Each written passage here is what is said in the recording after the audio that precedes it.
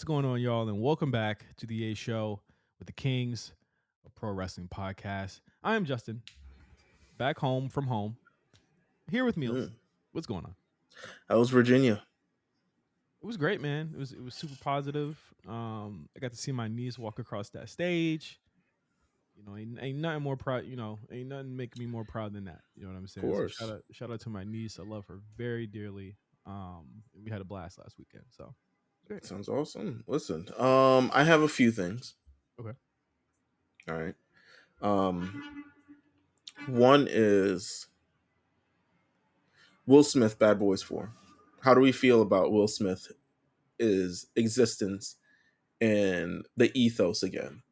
Because he's been everywhere.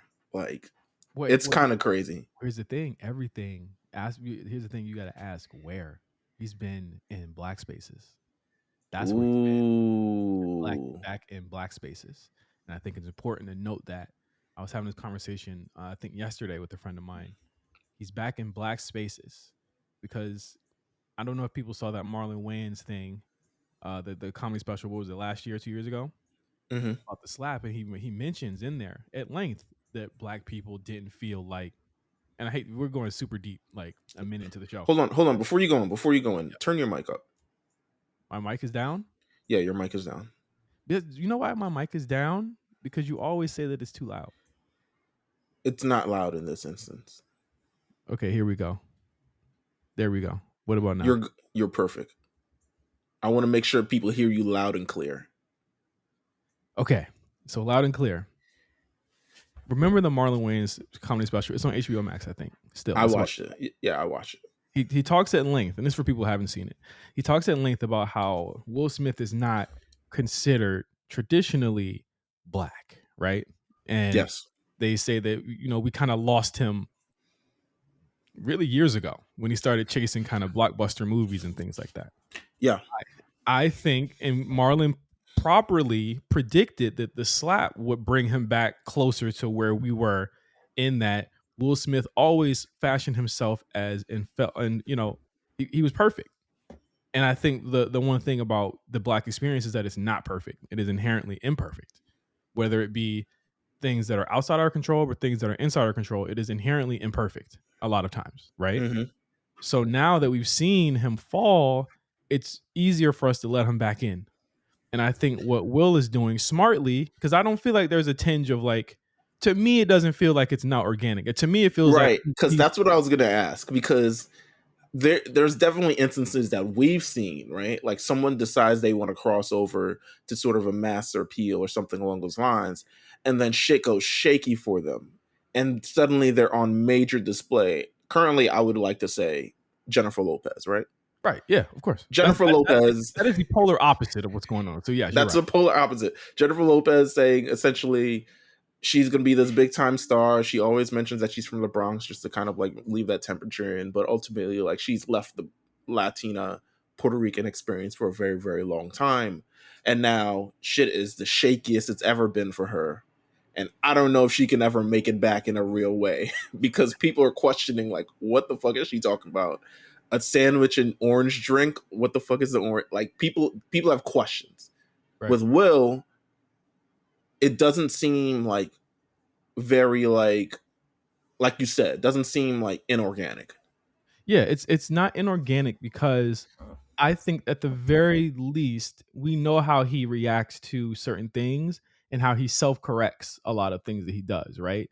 So for him to go back, and I use the example of the fact that he went to the Cinemark last weekend and watched a movie.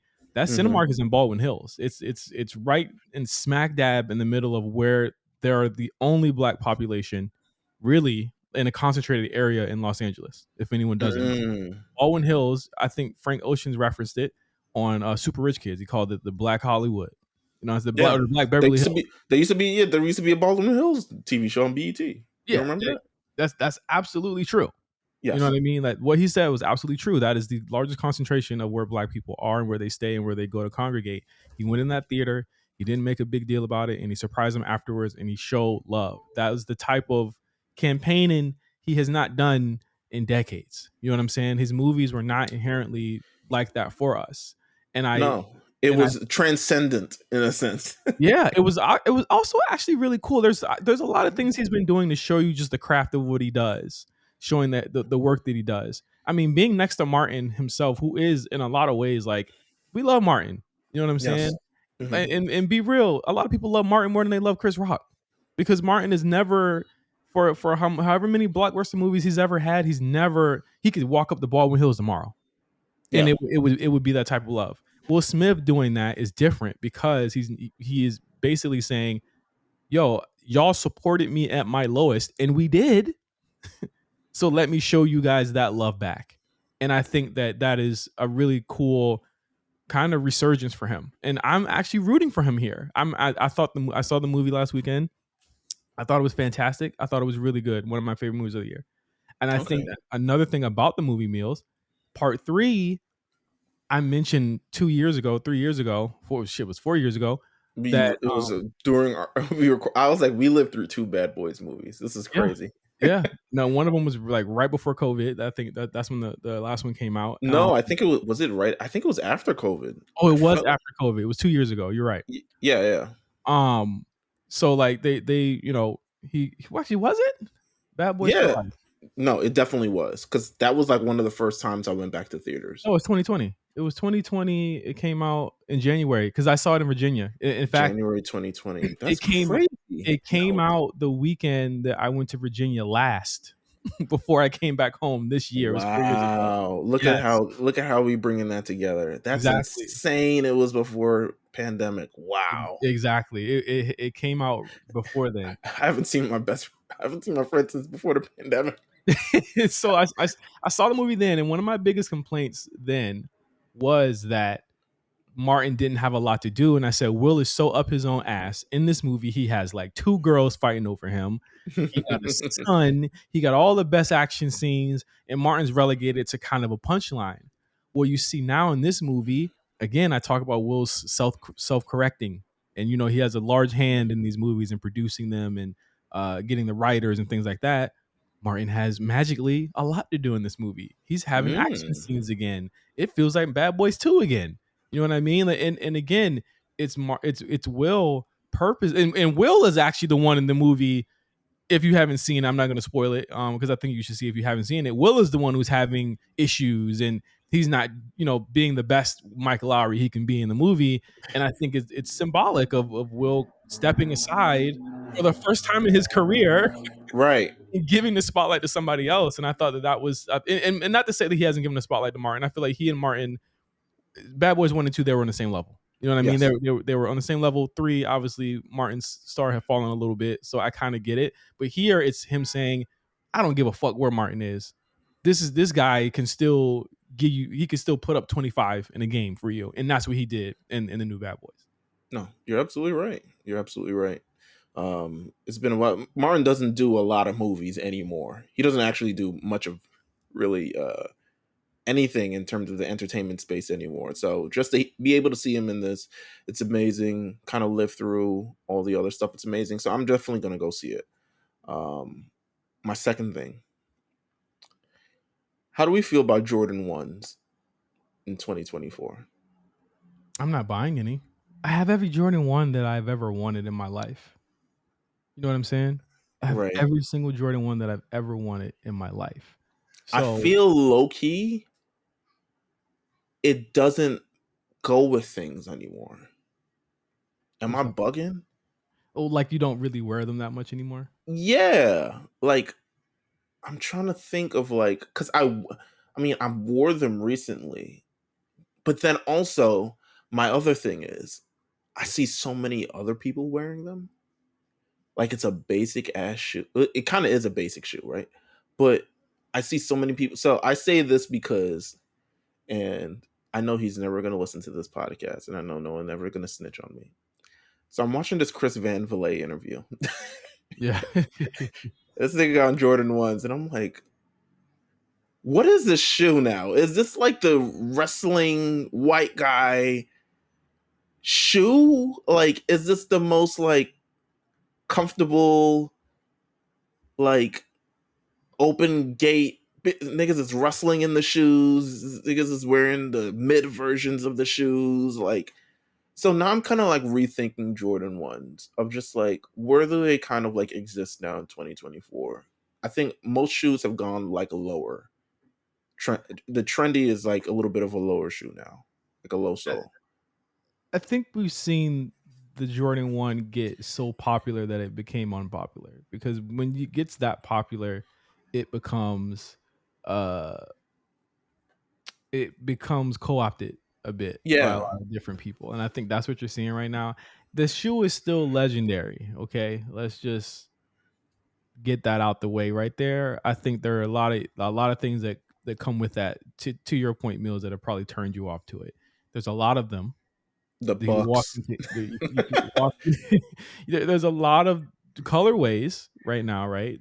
And they're very prevalent. They're omnipotent in shoe collector culture. Like, that is what you get. You want to If I were to tell somebody to get a pair of shoes for the first time, I say get a pair of Jordan 1s. They're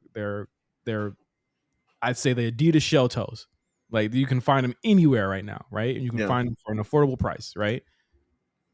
I think with that, we also think about how sneaker culture has subverted from a primarily Black Latino thing to everybody.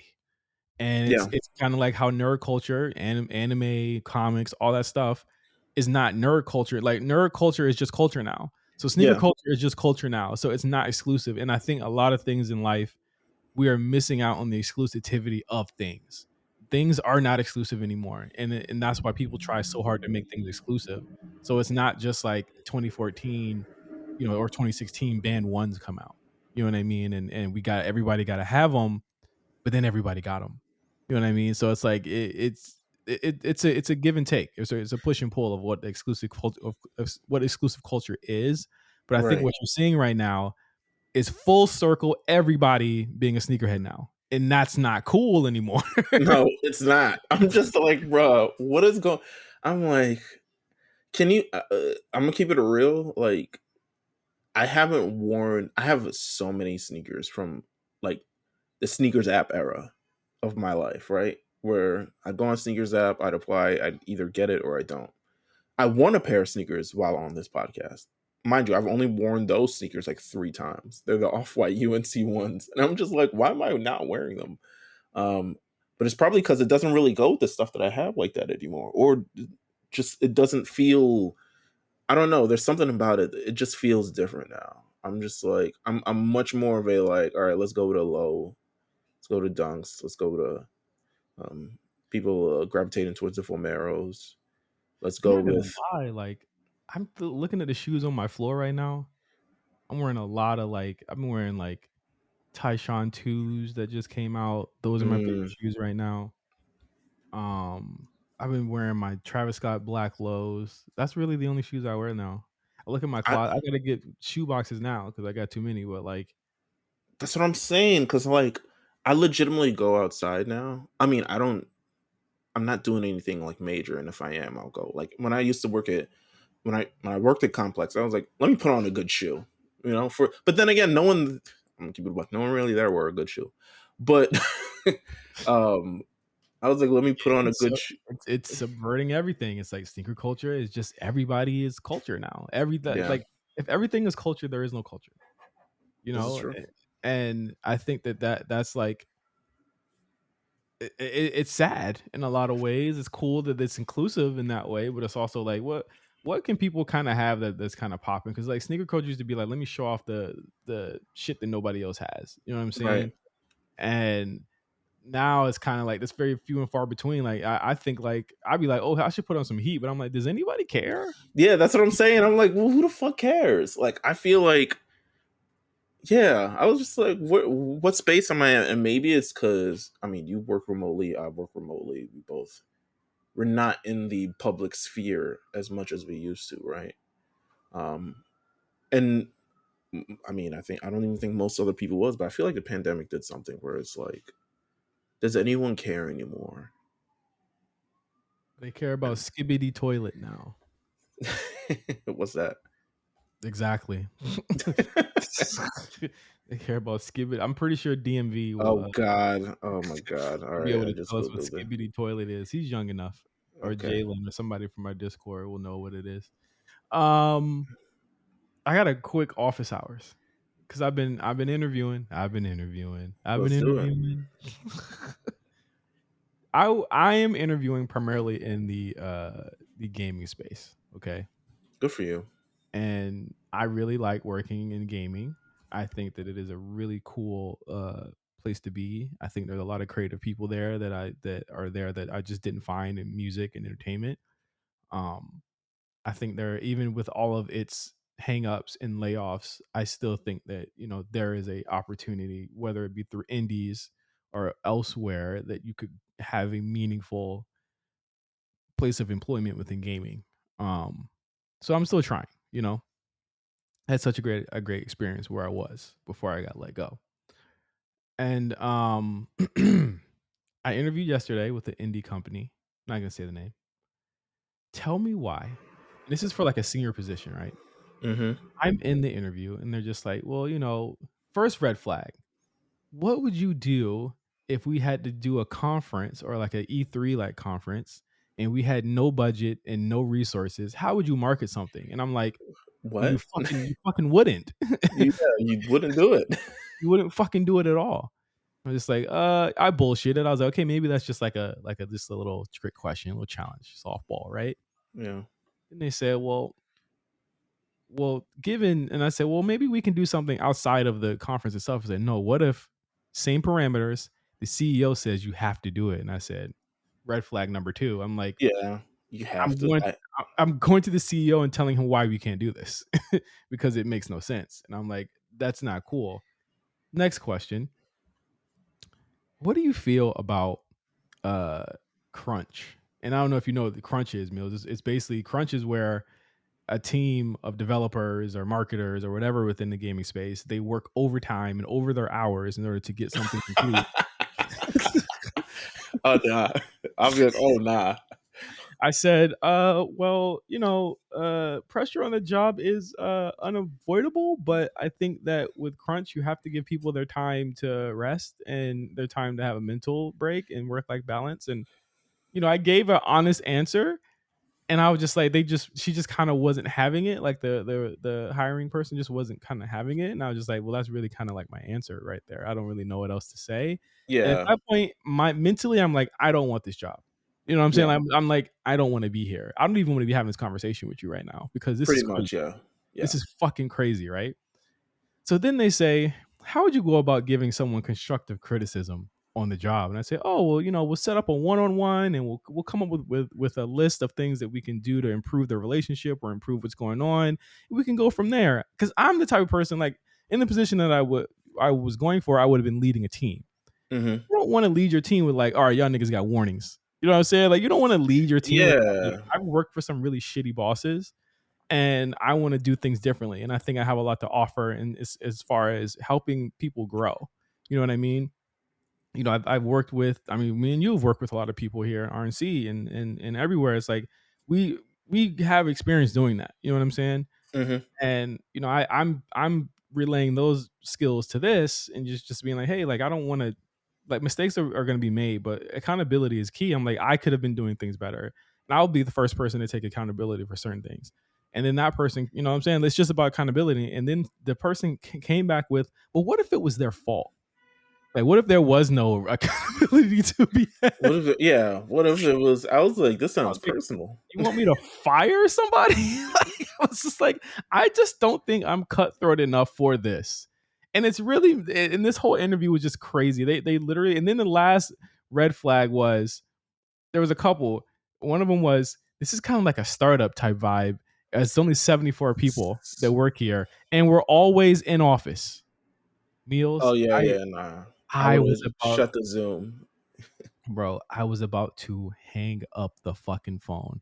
I said, "You guys are wilding. This is, you know how many hats?" She's like, "Oh, you're gonna have to wear multiple hats." I'm like, "Nigga, I'm gonna have to have a hat store. With Yeah. like, there's nobody that works there at Multiple all." hats. Here's my thing about multiple hats, right? I get it in this current landscape that we're in, considering they're letting go so many people, so many jobs are becoming very um, melded together. However, accountability for the work that you do is very important. And the role that you play and the role that you are assigned to, and whoever builds this company with the roles in mind, that's what it's really supposed to. I'm not a. I don't want to take it as I'm ungrateful, but I'm not a super multiple hats person because that just makes me accountable for more than my own thing. And you would never want to be reprimanded or fired for doing something wrong that you were not that was not in your JD when you first signed on to that job. Exactly, Let's just be exactly. clear. Like if I was not signed on to this, then I'm not doing it. So last red flag meals, it's not over. They said, oh, next steps is we're probably going to send out like a small little thing. It's not like free work. And I said, no, it's absolutely free work. If you're It's asking me to work, do bro. something Yes, without you being are. paid, this is free work. And they were like, "Oh, it's just because our CEO, who is directly hiring for this position, so it's two red flags in one." Hmm. Um, because that means there's no hiring team. That means it's just whatever the fuck. He's hiring directly. He's a visual person. I'm like, oh, a CEO that is hands on everything that's going on in the company. I'm good, brother. I'm out. Yeah, No, sir. Even if they email, I'm not responding. yeah, It was just such a bummer, dude. Like, it's such a fucking bummer that had that. It seemed promising, and then just nothing. Just up and yeah. I'm not a small. I need like layers to like where I'm gonna work at. I'm not a small business person. I know that, not even working with it, but I just know from working in yeah. Yeah. just It, these it- like I need more. yeah, I mean everybody needs more. I think that like you ultimately like think of things and like this and then it's like I just never had an interview that was like they put it all out there. Like, yo, we this what we doing. we don't give a fuck. Is how we put it down. Are you Yeah, down like to be with us? Are you with it or not? are you rolling? Are you rolling with it or not? I'm like, no, So what if you gotta fire them? That sounds like a Trey Rags. Yeah. I am good, brother. Like I am very good on So what if you on had to whatever. fire them? Hmm? What if you had? This sounds like a skit. You realize that, right? Like, Yeah. It sounds like really a skit on how the gaming the gaming world is right now and I'm just like damn like it's really cooked for me for because I really enjoy and Mills I really liked my job because I never yeah, yeah, complained about it. yeah. Like, it's cooked, man. I'm shook, man, for real. I really am. It is what it is. Listen, I can't even. Yeah. This environment that we in. It's it's hard out here. Is Yeah. what I'll say. Is there anything else where we get to what we should be talking? Um. So I want people to. So I've been wanting to not necessarily talk about it, but bring it up for a while. But also, I wanted to respect everyone who's involved, so I decided not to. However, um, recently, well, I wouldn't say recently. There's a GoFundMe for a member of people in our community. Um, you may know him as Nelson. You may know him from chatting with Nelson, who used to be on RNC Radio a couple of weeks ago. You may know him from the forecast. You may know him from a lot of different things. He's one of my best friends, so shout out to him. Uh, recently, so he has a. I don't. It's tough to like bring it up. Um, so recently, him and his family have started a GoFundMe for his son, who is going through a really really tough time.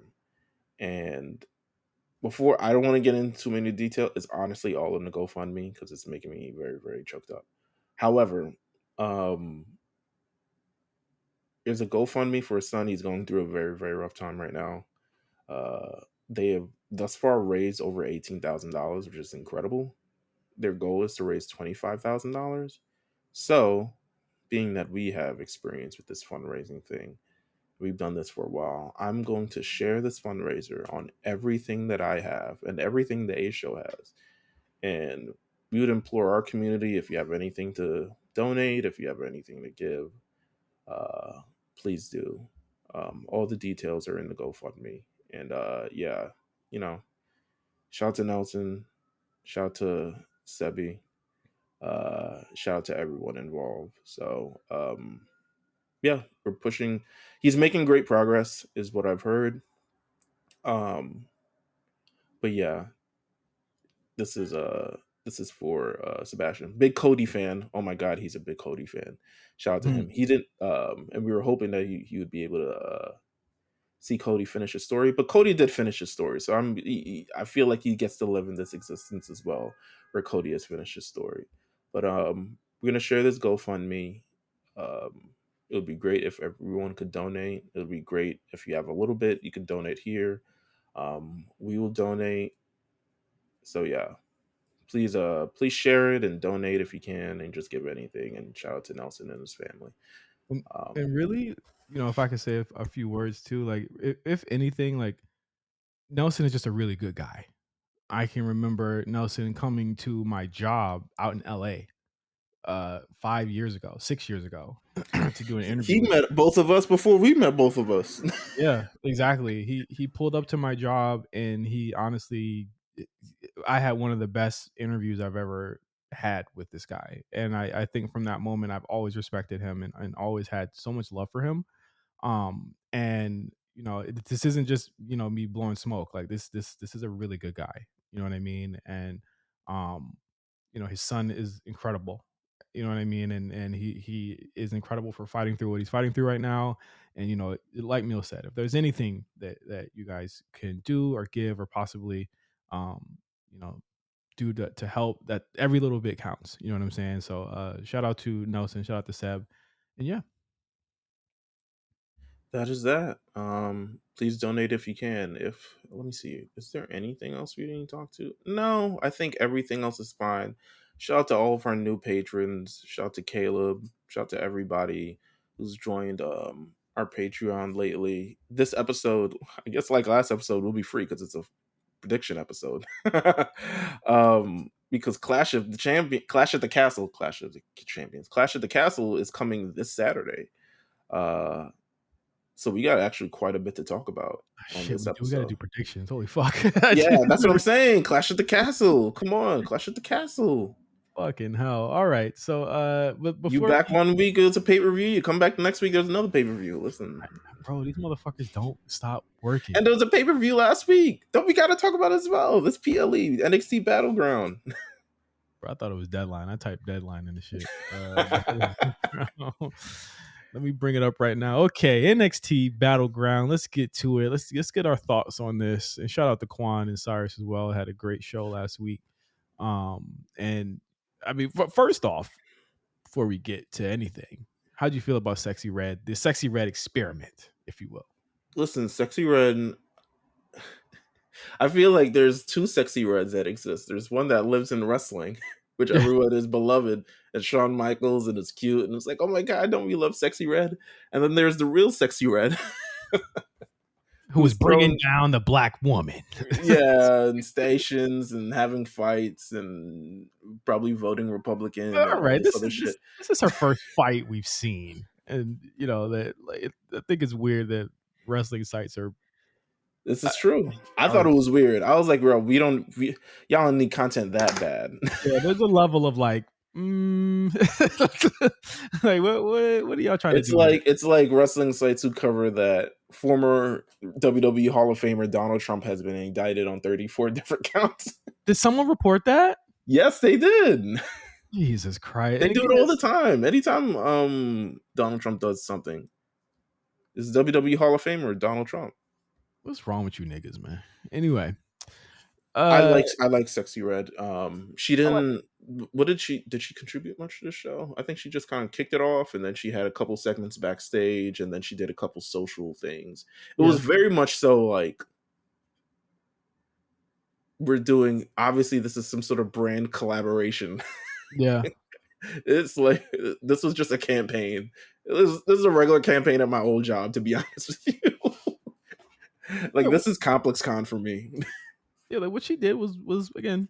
It wasn't too offensive. I think a lot of people were wondering what it was. I think she fit pretty well. I think, as a baby face as she is on these shows, she worked, and I thought it was a net positive for them. She doesn't need to do too much, especially on the PLE. She came out, did some twerks, did some backstage things, Right. and Especially if she's not going to be physical, she's not going to get into it. It doesn't make sense for her to like start mushing people's faces or anything like that. Like, yeah, calling people bitches. it's And just fun. She out here twerking with Lola Vice and celebrating Kalani Jordan and all this other stuff like that. So, you know what? A very inoffensive yet entertaining sexy red. Hey Lonnie was hilarious. Bruh. Was Anyway, hilarious. Speaking of Kalani, she is the inaugural NXT Women's North American Champion. She won that ladder match. Before we get to that, how'd you feel about the UFC arena? What was it called? The UFC complex, Apex. That's what it was called. What did you feel about that? I feel like WWE did a good job of dressing it up, but also it didn't look that impressive to me. And it's Mm. clearly a difference between what a sports entertainment venue needs to look like and what a non-sports entertainment venue needs to look like. Because to be honest with you, I was looking around and I was like, they probably have conferences in here and shit. Yeah, it's like a training facility, Yeah, slash like kind of like it's kind of like their NXT, their PC. they probably hold a job fair in there or something. But I think that what was cool about it is that it looked really cool in pictures. Undoubtedly looked really cool in pictures. The Look pictures, great empty. yeah, it looked really good empty too. But I think more than anything, it was kind of a kind of a really cool handshake between UFC and WWE. They had UFC people at the show. They had UFC people. They've been having UFC people on the main roster shows too. Whether they like it or not, they just gonna have to deal with it. That's what I'm saying. Because I'm like, how is this synergy like really a handshake or is like you better use this shit? Listen, I mean, I think it's a handshake. I mean, they've never done anything like this. You know what I'm this is true. saying? And for all that we've seen and know, those UFC fighters and Joe This is and Full Sail West, essentially. yeah, and what's his name, Dana White and all them, like they've been friendly but not collaborative, and now they have to be collaborative. And I think a year into this TKO thing, Right. I think it's a nice little handoff to have. I understood what it was, so I wasn't trying to get on them too badly for how small it was because I understood the optics and Right. the Because market. Battleground was at an actual place Yeah, before. it right. was it was supposed to be where was it supposed to be? It was supposed to be in It was supposed to be in Nevada. Oh uh no. It was supposed to be in Georgia. Georgia. Yeah, it was supposed to be in Georgia, and they Well, changed the venue. it was, it was what it was. The event also was what it was. I'm surprised. So my thing with NXT PLE events and with like takeovers and stuff. Back in the day, I used to be like, how can they top this? And that used to be the thing of like, how are these guys going to top this? I think this is a very notable wrestling event for WWE just in general, just for the collaboration with TNA Wrestling. Like for this to be the first ever WWE TNA match that ever happened in history, knowing back in the day TNA and WWE were the only two companies in town for a long, long time. Knowing how much, even as kids or teenagers and just wrestling fanatics in general, we would book these cards of like, what if AJ Styles went up against Randy Orton? Or, what if Sting went against Undertaker? Or like something with Dave Batista or blah, blah, blah, blah, and kind of come up with these cards together. And for this to actually happen, this is kind of a very notable like wrestling. I got a good question for you. Okay. Why does this seem like a bigger deal? I mean, AEW has been doing this for years, Right. especially with TNA and Impact. Why does this feel like different for you? Because WWE is very careful with their IP and who they collaborate with, and they're very close. And the realest part about it is they don't need to, um, for in any sense of the word. So when they do, it's actually a much bigger deal than it is because with AEW, I think it was built on the AEW and New Japan were kind of like built together from the start, kind of. just because of how many New Japan stars were featured in AEW when the company actually began, and Yeah. how many of them continue to go back over, and how many stars from New Japan have now transitioned over to AEW. And AEW has, I guess, leased their stars out to New Japan or whatever the hell it is. It's the allowed door. So to me, this seems like a bigger. To me, this was massive for me as a WWE fan. I think as a wrestling fan, I don't know, the idea of with Forbidden Door,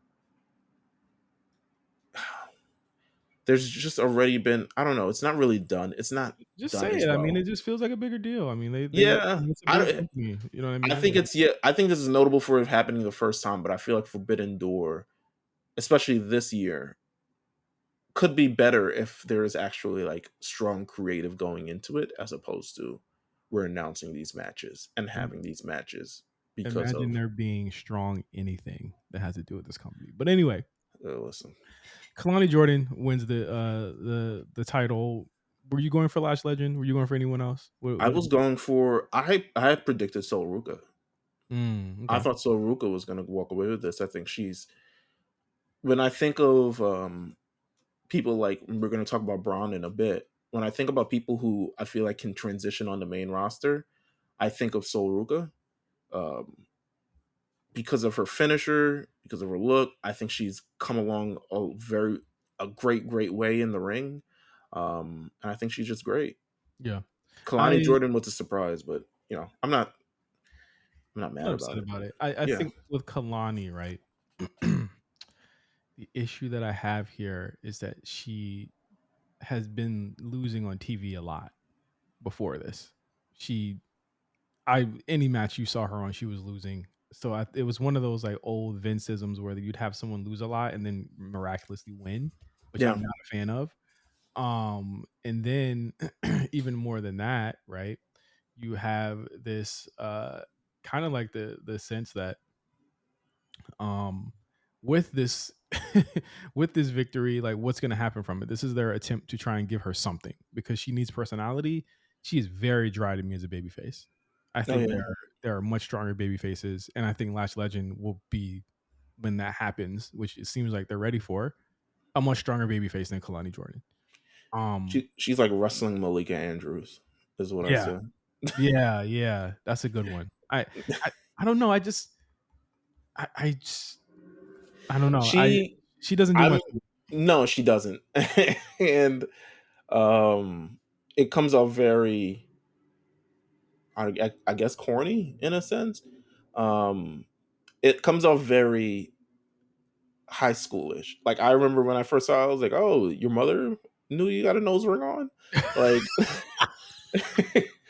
did they know that? That's how it feels Oh, to me. So there's a level of maturity that needs to come along. And to be honest with you, it's the same thing that happened with one Roxanne. And Roxanne has come along a pretty long way. So, mhm. it's not impossible, you What know? saved Roxanne from the boring baby face allegations was the fact that she was so damn strong in ring from day one that you Yeah, that's true. like.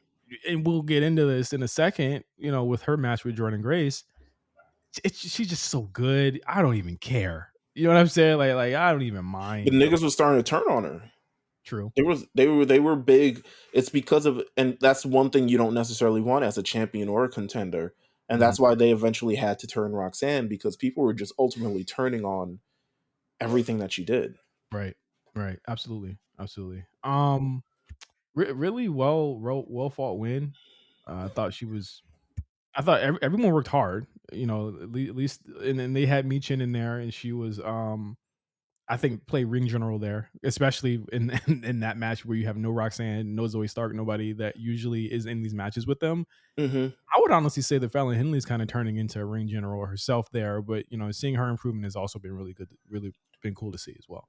I agree. I think she's becoming incredibly comfortable with everything in the ring. Just her character, especially considering it's a new character, it's a new heel character. So I think Mhm. she's got the look down. Um, and yeah, I see her as pretty much Kalani Jordan's first major opponent, considering that the history that they have. She got her work cut out for her. We spoke about Roxanne Perez. I want to get to that now. Yeah. she is the standard bearer for this division. I just want to get that out there. Mm-hmm. I This match was fantastic. In just 14 or so minutes, she managed to not only make Jordan Grace look awesome, but they had a great back and forth match that was a lot more competitive than I think a lot of people thought it was going to be. Jordan I got a think lot. the finish kind of. The finish did a lot, but I think that okay, there was two things about the finish. There was like finish one, which came with all of the. It was very TNA the way that they did that. I'll just be clear, like that was kind of like the worlds collide of that whole thing. Is like you got Big to schmaz, yeah. because the thing is, how else are you going to protect Jordan Grace in that loss? And I say that to anybody who didn't like the finish. Like, how else are you going to protect her where it doesn't make it look like that she's being big time? I think they actually showed her a lot of respect by having her storylines actually come back to bite her in the ass there. Mm-hmm. Like I could understand people not liking it on the outset. When you really think about it, how else could that match have ended without making her look like a complete like dork? You know what I Yeah, mean? Like, there's just no way to do that match without making her look stupid. And yeah. I think they handled it as best as they could. I think Roxanne looked great. I think Jordan looked great because then you get to the second finish where she counters the fucking finisher and it looks so fucking sweet. And then she does her finisher and beats. You know what I'm saying? Like I thought that shit was cool. That shit just looked cool. And I think Roxanne is actually to me a lot cooler as a heel than she was as a baby face right now. I don't know. No, she is. She is. She's really stepping into her own, and we got 1 month away from the next NXT PLE, which is insane, right? Like Yeah. it's only 4 weeks away. Heat Wave, um, which will be July 7th. I think it's July 7th on a Saturday or Sunday. It is on a Sunday again. Sunday. Yeah, Damn they do them. Sundays now. Because Money in the Bank is on Saturday. That's why. Yep. So yeah, I mean, there are rumors that I think it's Julia Yep. who's supposed to be the opponent for that pay per view. So listen, she's in rarefied air currently. She's running kind of the company. She kind of reminds me of the position that Mandy was in before she left. I'm just like, right? She's still really gone. Isn't that crazy? Good riddance. She's just like she's like no, I don't think I'll wrestle. I think I'll pump this out until I can't pump no more, or till they can't pump anymore. But it's a it, it's just she's really the standard bearer of this division. She's the attraction of this division, and when she goes up, people feel it. I was kind of hoping, to be honest with you, I was like maybe Jordan Grace wins. Like maybe this starts a whole TNA thing. I've completely had blanked out Julia for the second, just because of how big this moment was. You I wild thought on that one too. I think I think Jordan Grace could have won. Jordan Mm. Grace to me, when Jordan Grace eventually comes to WWE, which is going to happen, she's not going to NXT. Like to me, she's going straight to the main roster. I So agree. for me, what makes a great statement for her in her career, she doesn't necessarily need it, but I think what makes a great statement long term, if you long term booking this thing, is that she wins the NXT championship, becomes known as the first woman who ever won the NXT championship in their first match, and eventually loses it at a But Worlds Collide. you don't do that at Roxanne's expense though. And that's why I wouldn't agree with that because Roxanne is still very much their star.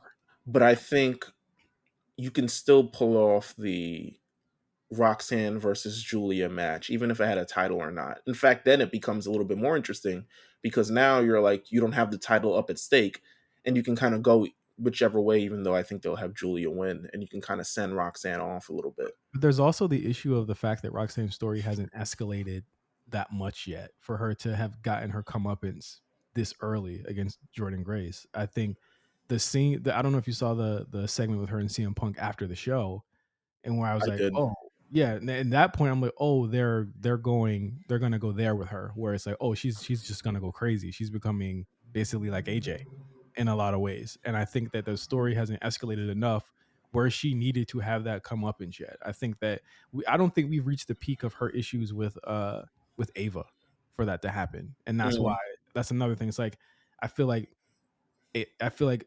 Roxanne is on chapter 5 of like 10 right now, and mhm. Jordan is just now starting her real career here in WWE. I think she has like what one more. appearance, I think, or something. Or was it just No, for I three? think Just the she last one. did three. She had the three. She had the one where she first appeared. She had one where she faced Stevie Turner, and then she had this one. So I Okay. think she's done. Yeah. But So someone is supposed to face him at whatever TNA pay per view is coming up. Tatum probably, which Yeah, likely Tatum. good look for Tatum, who is another woman. Again, these men need to step it up because these women are getting opportunities that the men would have got back in black and gold. Hey man, I don't even want to talk about the men on this show. How do you All feel about right. Ethan Page? How Huh? do you feel about Ethan Page? He did what he had to do. He did Mm. what he had to do. He came out. I think I've been saying this. I think he has something to prove. He got a lot to prove. You know what I'm saying? And that has to do with the fact that he sat for so long in AEW and did nothing.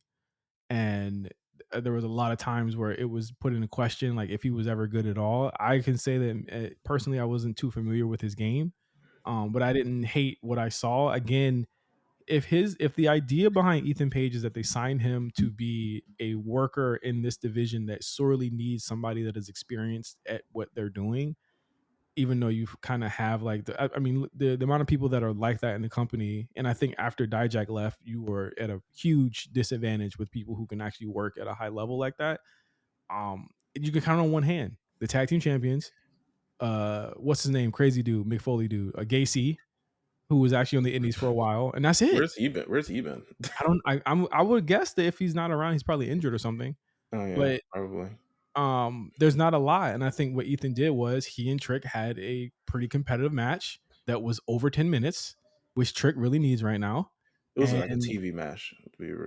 it was, but here's the thing: there was the match got booked on Tuesday. I don't know what people was expecting. I think um I also don't think it's the last match they're gonna have together. no, but I also think Ethan Page. I think there's so from what I've seen in AEW is he's a person who rises to the occasion, right? If you put him in a big match, he's gonna have a big match. If you put him in matches that don't matter, he's not necessarily gonna be able to show you anything. But I also think there's value and opportunity, which is what I think he's getting in WWE at this point. I don't think with WWE they signed him based off of his like major resume or skills, because roughly he doesn't really have one. Not one that's notable, not one that can be kind of like heralded, not one that can be kind of like shown like he was this big champion elsewhere. Now he's over here. He hasn't had any of that. So really, what they're bringing to the table with him is opportunity, and I think there's also opportunity in being a leader as well, and showing how much value you have to the company just based on that as well. Yeah, So knowing where the company is in this transition point currently, where Trick is the champion, they don't really have a lot of challengers. I'm assuming the Obafemi thing comes much, much later on in Trick's reign. Um, but they don't really have that many challengers or that many who's like beating major who's beating Oba Trick, probably. for the title? I think Obafemi, I guess, I mean, he might. Shit. Who's beating Obafemi? Who's gonna beat Obafemi? I think that is a interesting conundrum they have there. They have concocted out with this guy. Here's my thing, man. I thought that Ethan Page for a match that was put together in a couple days time, they did what they could. I don't think it'll be the last one, but I think he already looks to be more of a player than he was, in AEW where he was before. Um, I am very shook at the idea of Trick having to face off against somebody from TNA, possibly that might be better than Ethan Page right now, for sure. I don't think that people want to. I'm just worried about um his continued improvement, and I think that right now the idea should be that you're putting him in positions against players that can make him better, but not make him look like shit. And I think Right. that's what Ethan Page did. TV match or not. I mean, Trick's matches are gonna look like TV matches. Even his Carmelo matches were like TV matches. You know what I'm Right. saying? Like he's gonna take some time. He's gonna take some work, and I think it's best to just be patient with it. But I think as far as Ethan Page's um, presentation, I think he can talk. We can see he can work. I think he's doing good. I think he's doing great. I mean, like I'd be remiss to say that like we were also shitting on LA Knight's work for a long time, and then Hmm. when he finally like got into his groove, we were like, okay, we fuck with it. I think Ethan just needs to get there. I agree. Um, I agree. I don't Uh, I don't have much else to say on this show. I think Lola not Vice and Baszler was fine. yeah. Um, the triple threat match, I don't know what they're doing with Wesley. I think that's my biggest question mark on the show. I Wes is going to be probably in whatever position that he's going to be like have great matches with these guys essentially. they, Like, they they never seem to be interested in putting the belt on him. So yeah, you're right. hey man, listen. He had a great reign. He was Vic Joseph put him over as the greatest North American champion that the NXT has ever seen. So Yeah, we'll see. Um, Cody's on NXT tonight. yeah, What it do you looks think like he's about there that? for Ethan Page. Again, if the idea is to make Ethan Page a big deal, that people tune into NXT for, I think they are largely succeeding. Not gonna lie, I think they're largely succeeding in making him feel as though he is a major deal to everyone there. Feels like AEW's punting their Wednesday show. As they should. I mean, you're going up against the finals. I know they are begging for the finals to end as quickly as possible so that they can get their eyes back. If do you think there are any eyes to be to be received anymore on this show, or is just Um, I think there's eyes with whatever they do with MJF, but realistically, no, nothing really seems important of any value. yeah? I totally agree. Um, wrestling news. I think we got a big thing to talk about in Big actual big news thing. today. Uh, came out last what was it? Last Friday, Last Saturday? Friday, Yeah, last last Friday. I want to say no, it was Saturday because it was the Saturday. day after he lost the speed title. Niggas was like, I guess he lost the speed title. um, Ricochet that has allegedly or had allegedly given notice to WWE, and pandemonium on the internet, as you would already know.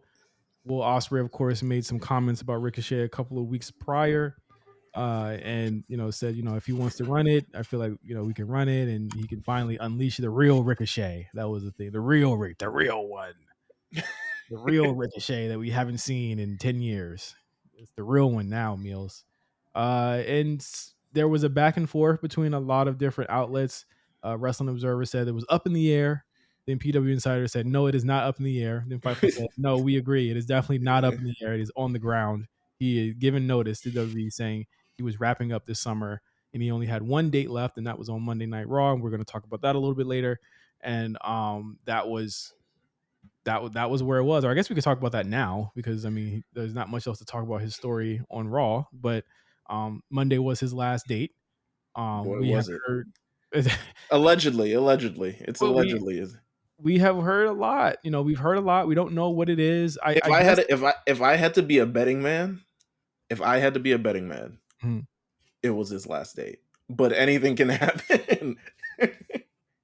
I mean, I guess we just get down to like how this happened, where we go from here. Like, what's like the general consensus of like what people think Ricochet can do from here, where he would go, what position he would be in. There's so many questions, not many answers, I think. But I mean, Mills, what do you think ultimately um, will come out or could come out of this? So last week it was kind of like reported that his contract would be up, and I gave the kind of answer. But I was talking with Jamal. Shout out to Jamal for doing the podcast last week. Um, that while ultimately he hasn't done much in WWE, I feel like the ceiling for him is insanely higher for him in WWE than it would be in AEW. And in a sense, I kind of stand by that. But then also, when you look at, I feel like there's so many different things. I had so many different thoughts running because the internet really went rampant this week. And it was like a couple things that just kind of like caught my eye. And a lot of thing of it was just like, he's not a world champion guy. And I'm sure that's one of his goals. And I'm sure he wants to work towards it. But I feel like also, um, to kind of like pigeonhole him somewhat still. He's like midway into his career. He's 35 years old. Lots of things can kind of happen. I feel like Bryan Danielson didn't really become himself until his 30s, and AJ Styles is whatever. And I don't know if he has it innately in him, because ultimately his mic skills are the thing that needs to work the most. But I don't know if I completely write him off as like not a world champion, especially in AEW. It seems like it's not even that really hard to be a world champion in AEW, if you know enough people. Yeah, look at Swerve. I think ultimately, though,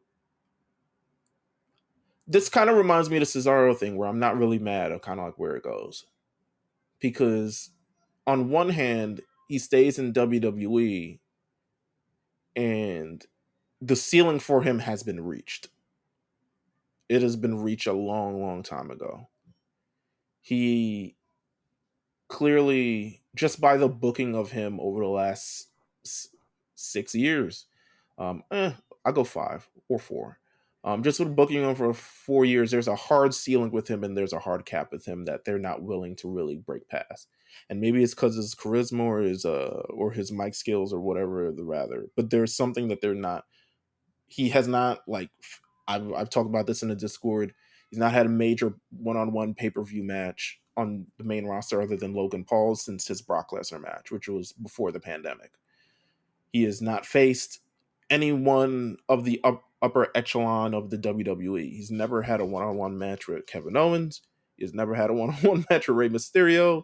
He's never had a one-on-one match with Seth Rollins. He's never had a one-on-one match with Roman Reigns. He's never had a one-on-one match. I think he definitely did have one-on-one match with Sami Zayn. But there's clearly a ceiling with him. And he hasn't really had a program. He hasn't really done anything. So in that sense, I kind of don't, to me, with him leaving, I don't really blame him, but then on the other end, we know what it is, right? Like me and you, we know what it is, and we see this kind of every week of like where his journey can kind of take him. And the real answer of it all is it can take him nowhere. AEW is a rudderless place. Yeah. AEW. I think it's actually the worst time to be leaving WWE and thinking that AEW is going to be where you need to be. I'm gonna be real. I think it's the worst time for people to actually start thinking that. So Because what? But then also, what do you do? What do you do technically if you're a professional in your career and you want more, but you don't necessarily see anything good coming out of the place that you're at? And then the major competitor, which can offer you pretty much more money or some sort of living wage or comparable wage at least, isn't really that great either. I mean, you're in the rock and a hard place. I think whoever is negotiating that, I don't envy them. Let's just be clear at all. I don't envy whoever's negotiating that deal, if it is up or not.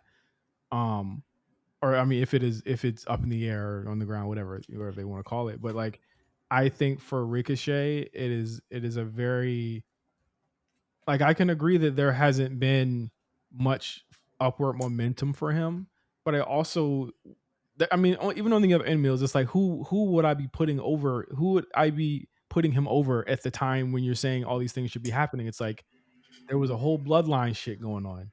You know what I'm saying? Like there was a bunch But of I shit. think, all right, go ahead, finish. There was a bunch of stuff going on at the time.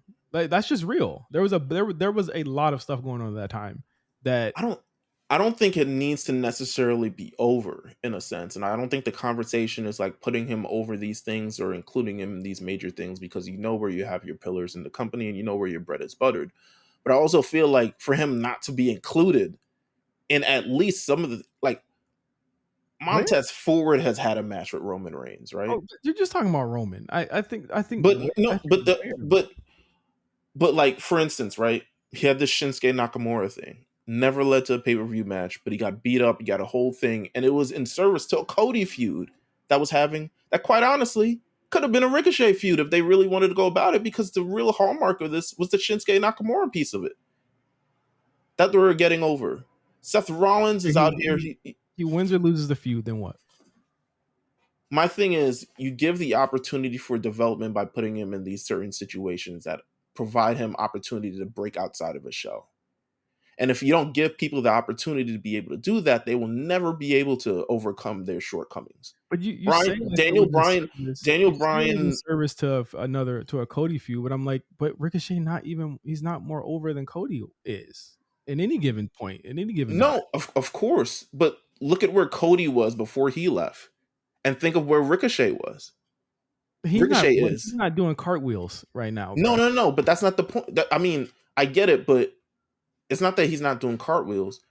But when you look at Cody and kind of the ceiling that he had for his career, Cody's aspirations were world title. He wanted to do this, he wanted to do that, he wanted to have these things, and they clearly put a hard cap on that. And he could talk. So, but they clearly didn't see it with him, and they didn't see it with necessarily Ricochet. My thing is, you at least got to put people and have the opportunity to be able to have this thing. You give people the opportunity to become certain things or become certain characters, they rise to the occasion. It, Apollo Crews was given the opportunity. I'm just saying, I'm giving you examples. the issue I'm, still stands, Meelz. There was and have always been people who are more over than Ricochet at there any have been given time. people more over than Kevin Owens at any given time. There have That's been not people, true. but there have been people that have been more over than The Kevin Owens thing is not true. He has consistently been over he has been his over, whole but there are career. people more over than Kevin Owens. You could argue right now LA Knight is more over than Kevin Owens.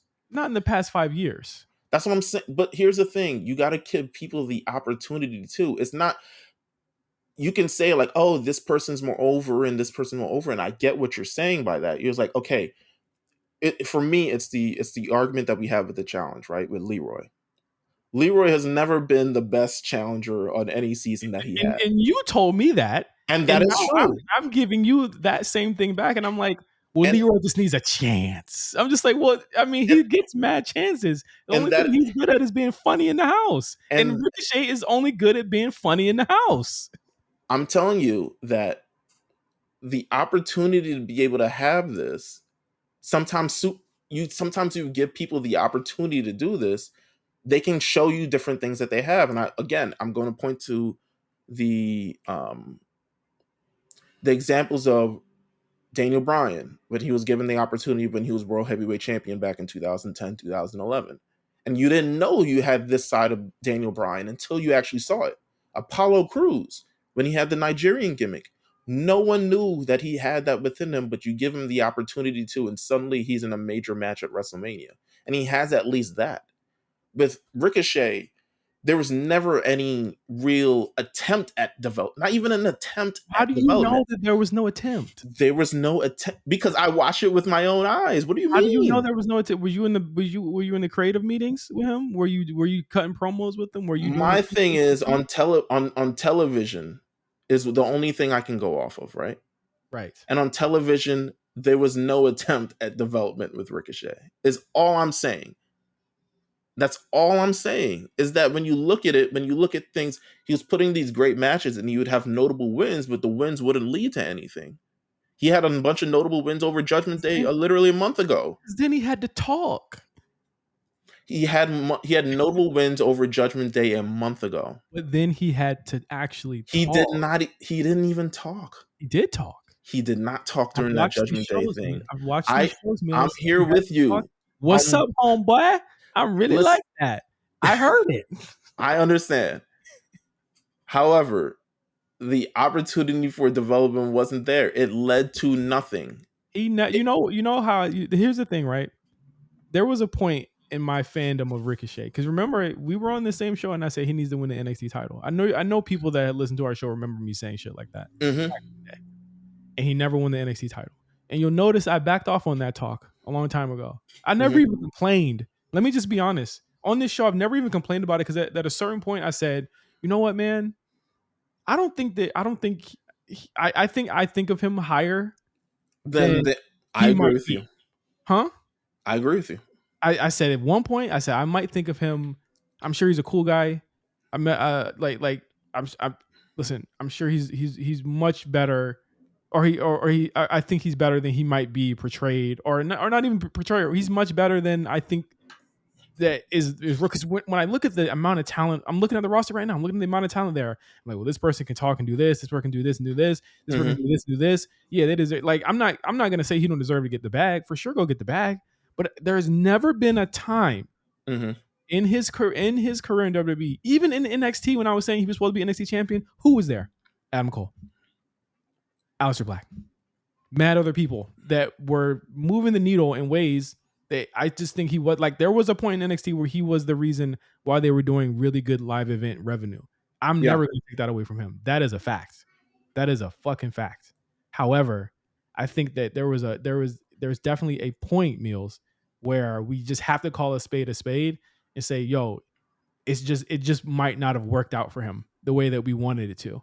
No, I don't know. It absolutely is not working out the I way. don't know if another company is going to give him the opportunity that not the opportunity, but that feeling. Like, is the AEW move really like? Is it really like that? Like, is it?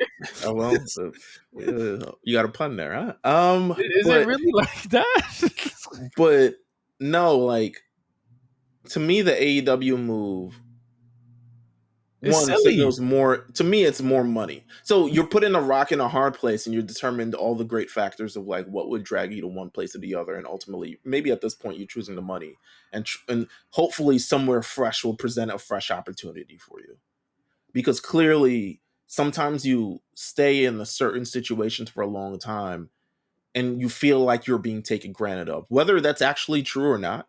You feel like it in that instance, right? Because you say taken for granted. You think he's being taken for granted? I think he feels like he's being taken for granted, or else he wouldn't be going to another company during the highest peak of business in WWE his wife, his wife there. But here's my thing. There's two things that a wrestler wants when they want more. It's a world title and more money. So if money's out of the question, what do you give him? What do you want? Do you feel like when Sami Zayn renegotiated, he said, "And I want a world title too"? I don't know. I don't think it is. You're the only one talking as if there is like, hey, I was in the room. You came up with the assumption of like, oh, there's only two things it can be, and it's more money and a world title. Yeah, that's the only two things that I've ever known it to be. I don't think it's necessary. Well, I honestly don't know. I can say I honestly don't know, but I think the opportunity to be able to present yourself on TV in a meaningful way is something that he may be aspiring for. I just want to win more, and I want to do more. I want to give people a chance to see that I can talk. And if he does this, and we've heard him talk before, and the crowd's like, huh? And he gets weeks and weeks and weeks to do that, and it doesn't work. Who does that work for? Because the thing is that the development that I feel like he wants, and the development I think he like, I honestly, with my heart of hearts, feel like he would be the biggest New Japan guy in the world. He could do AEW sometimes if he wants to, right? But the thing is I know Ricochet he got kids, so like that's another thing. That's like, the thing, yeah. That's he got kids. He live in Vegas. He about to have a wedding. Yeah, that's not gonna work. Yeah, so, it's not. So I mean, when you look at stability's sake, AEW makes sense. I mean, WWE makes sense from a stability's point of view. But I think that when it comes to like, oh, he just didn't get a chance. It's like I just can't. I'm not like, oh, he was I don't think Ricochet is underutilized, because I think he's one of the best in ring things, and every time he got a chance in the ring, he showed it. But here's the thing too, Meelz. There's a lot of people in that company that are the best in ring. You know what I mean? Like, right. The in-ring factor is not like a major factor when it comes to this, right? It's like you got to have the whole package. I completely understand that. Yeah, like it's like a lot of people are lyrical miracles. Like, being a good wrestler just don't matter. It don't cut it no more. Right. My thing is like 4 years and nothing. What was he gonna win an Intercontinental Championship like that 2 years ago? What are you talking about? What that was? No, I don't. It was the lead to Gunther. It was the whole time. He won it when Gunther debuted. You know what it was leading to, bro. Well, Like that's what I'm I mean, saying. I get what you're. I if get. that is your job on the roster, why do people get mad that people have a designated position on the roster? Like But I would, why do people get mad when people want more for themselves? who's mad? Like people on the internet are essentially mad. People are saying like, "Listen, the nigga is just a mid carder, baby. He's just the king of the mid carders and shit like Ah, that." why are you taking that serious? But my thing is You because need it's the all shows can't all be top no, stars. no, no. Like it Obviously, can't all be 100%. that. They It can't cannot all all. be top We stars. need mid carders. Like for No. you to be like, well, he just wants more. I'm like, for him to want more, who's he gonna leapfrog, and who's gonna take that position for him on the mid card? Like, So he has who's gonna do to that? with those things presented in front of him. I guess he's going to AEW. Good luck, nigga. That's what I'm saying. I mean, to be honest with you, with me, I'm throwing up in my mouth. Like, because I Good know luck. how we know how this is going to go. I know. The ability to have great matches in the ring is not it's not even close to a major distinctive factor in AEW because everybody's fucking 4 stars in that fucking company according to one person. So it's not like anyone is going to it's not like you're going to become more thing because of this. That's why I said his ceiling is higher in WWE if he can make it work. My thing was always as well, I thought he should have gone to NXT. I agree. I'll agree with you I there. I think it's a shame he got called up He was getting because cooked on the mic by Carmelo Hayes at one point, bro. I just got to bring that back up too. I mean, it's a Like Meelz, come yeah. on. I mean, it is what it is. Yeah. He's not I guess whatever Carmelo is. Ay ay ay. But realistically, like I think going back down there, and I'm not gonna say he got called up too early because I felt like they called him up because they needed a fresher roster, and he was good enough in the ring to like, and also you can kind of like let him go from NXT. He didn't really need to be there. He could have started off in WWE. But I think the development of a character and the development of the mic skills and being given the opportunity and the shit that Finn Balor did in 2019 would have benefited him greatly if he decided to go that route. But not everybody wants to go that route. And I don't know And, what to say. and then we get to Or they tell him no. I don't know. I think this show's free this week, right? Because we gotta do predictions. Yeah, After. yeah, yeah, yeah. So Okay. we could get to the Raw segment. But yeah, let's get to the Raw segment. I that was weird, right? Like like you hear all day that he's being written off, Mm-hmm. and you're waiting for the write off, Right. and I'm like, okay, he saves Ilya after Ilya, who was extremely protected in that match. Ilya be selling his own pain more than his opponent's pain. I'd be like, bruh, Like stop I selling your knuckles and go take a clothesline. Like, I have relax. never seen I have never seen someone get that fucking protected. Well, I have Roman Reigns, but It was like 2 matches between one people, and it was like, I wonder who's gonna look stronger when this third person comes out. they somehow managed to all look strong. And here's the thing too. I don't think Ricochet looked weak either in this. I think he actually looked really he outsmarted Braun and he looked good here, right? Ricochet comes out, Did stops not Braun from revenge the nigga though. He definitely did not revenge that nigga. no, he did not. But to me, Mills, he gets power slammed on a car, which I thought that like He got fucking lawn darted into a production truck and then landed smack first on his spine. that was dumb. I thought that was a dumb spot. And if that's the type of shit, I say, oh, this nigga really want to go to AEW if he's doing that type of dumb shit right now. Mm. But he does this, right? And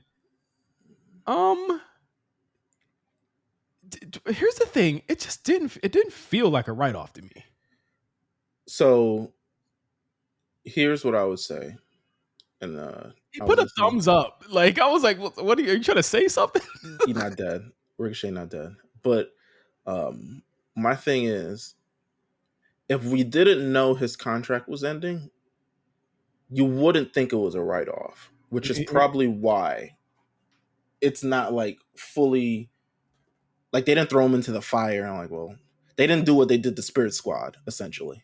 Yeah, yeah. That's what I was saying. I was like, okay, so like they even And had Samantha get involved, which also kind of had me kind of like, huh? Like this doesn't seem like a was right. We know what a realistic. write off is. We know what a write off is, right? A write off is I mean, this could still be a write off. he gets beat the fuck up for 5 minutes. You know, Meelz. Write They offs don't have wrote niggas thumbs up and into the sunset. they wrote off Dean Ambrose this way, literally almost the same way. Bobby Lashley came out, destroyed him, put him through a table. Renee Paquette was on the scene, and literally the same way. And Who that remembers was his. that? Who remembers No that? one remembers that, but I'm Is just that giving you an example because is that people the brought it up as an respectful? example. Is that was that the respectful? The respectful? Is that the respectful version of a write off? It just didn't feel like a write off to me. I think they're still.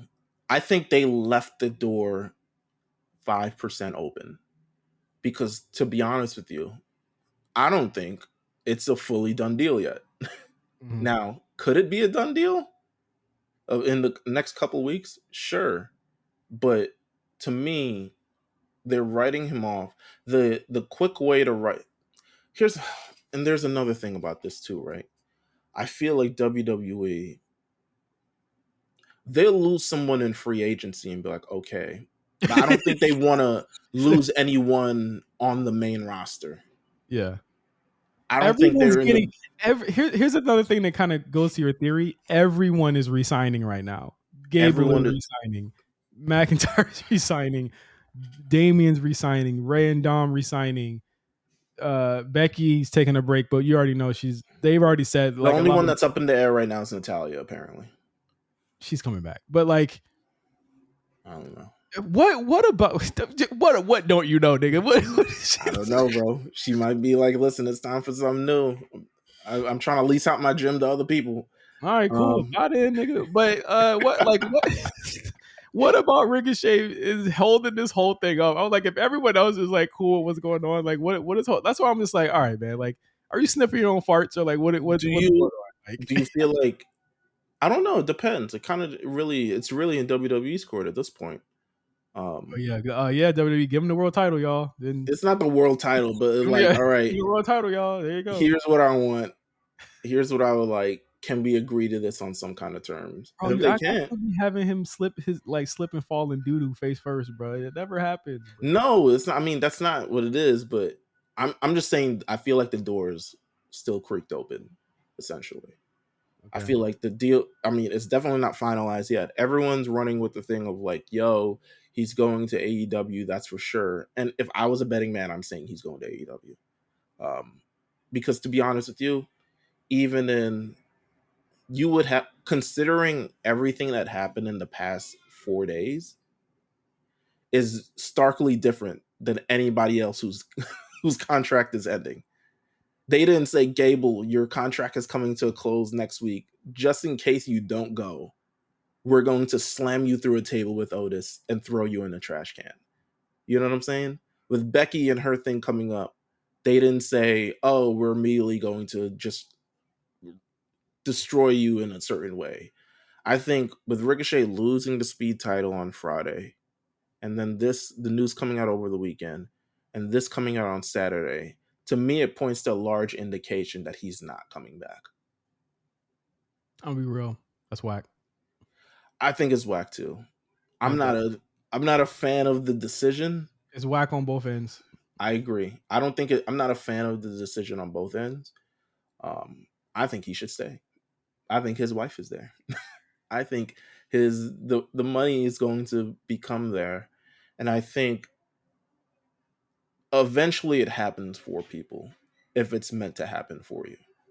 And there Sure. will be a moment where it'll happen, and we've seen it a million times. You know what I'm saying? Yeah. So if it's meant to be, it will happen for you. But This to is me, and longer than we've ever talked about Ricochet, and listen, on man, this it might show. be the last time we talk about Ricochet. You saw what I'm saying happened. this is the longest we've ever talked about this guy. And I think it's more so like a where does this all thing lie between like how good you it's like how what's the value of a wrestler at the end of the day to WWE. Well, I mean, very high. They're re-signing No, everybody but no, no, him. no, no, no. But like, I mean, let me not say what the value is. What do they value most, right? So, and I agree with you on the thing. They want people who are full. This is why they're teaching They're not teaching people just how to wrestle at the PC. They're Mhm. teaching you how to talk. They're teaching you how to carry yourself. Media They, events, yeah. they might even teach you how to dress. I don't even know. Um, All right, Athena. but they're giving you the whole 360 thing. And it's kind of like where it lies there. But yeah, I think with Ricochet, um, I think the AEW side of this thing to me does not run very long, and I know they're going to want to sign him for 5 years. Make the It right just, choice, bro. You see what's going on over there. Just make the right choice. And if you don't, that's fine too. I think make whatever is the best choice for you. I'm not going to be mad at him at the end of the day if he decides not, because he ain't got no motion over here. He needs to learn he needs to be better on the mic. But over there, it's like, good lord. Everyone fakes motion. You know what I'm saying? Everyone's like, we got so much motion, it's crazy. That's what they say in AEW.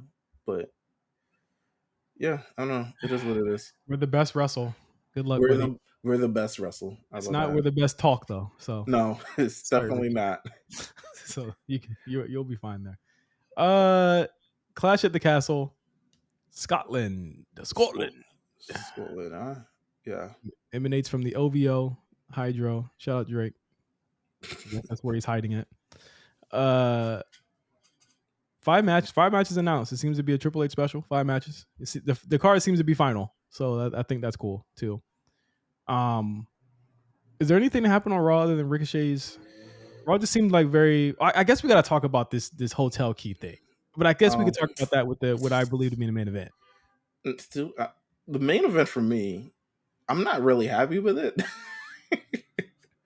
I'm not sports entertained. I'm not. By who? I'm confused. By who? Just the Drew McIntyre, Damian Priest build, because there's so much questions I still have. Like, is Drew McIntyre a face or not? Like, where are we leaning towards He's this? definitely going face because he's gonna be at home. So like, yeah. Is Damian Priest a face or not? Where are we leaning with this? This whole Raw ended with him beating up Drew McIntyre, beating up Judgment Day, and I'm just like, okay.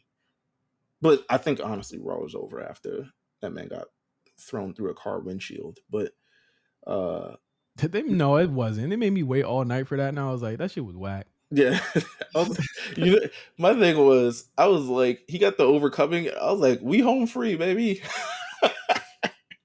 It'll never happen. And then they opened the segment. I was like, oh damn, this nigga's walking towards a I parking lot. expected to hit a fucking a hydraulic press to smush Ricochet, and he just didn't go away forever. Wait. Quick Vegas on SmackDown first, because you haven't been here in a number of weeks. What do you think about Austin Theory? Potential face turn. It's interesting, man. I asked the question: is he ready? Is he?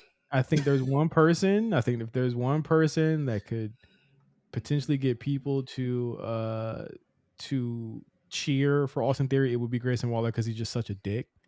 It's just how they do it. So it depends how they do it, because Austin Theory is not really cheerable. He just looks so good. When you're too handsome, nobody wants to cheer you, bro. It feels like Madcap Moss turning on Baron Corbin. It's like, okay, so LA Knight versus Carmelo Hayes. They are giving Carmelo a lot of leeway to have really long matches on TV, and I think that's a good thing. I think that's a great thing. And LA Knight is very good right now. Logan Paul cooking LA Knight. Hilarious. The Logan Paul iPhone promos have been hilarious. I would have loved for LA to just show up to the Tetris thing. Can I tell you how crazy being white is? It's just rolling up to a Tetris thing. Meelz, he's actually really good at it. Yeah, no, I saw it. He was rocking it until he wasn't. But those fucking pieces just kept falling. I said, damn. it's just so crazy the side quest you can have when you're like rich and white, just in Yeah. life.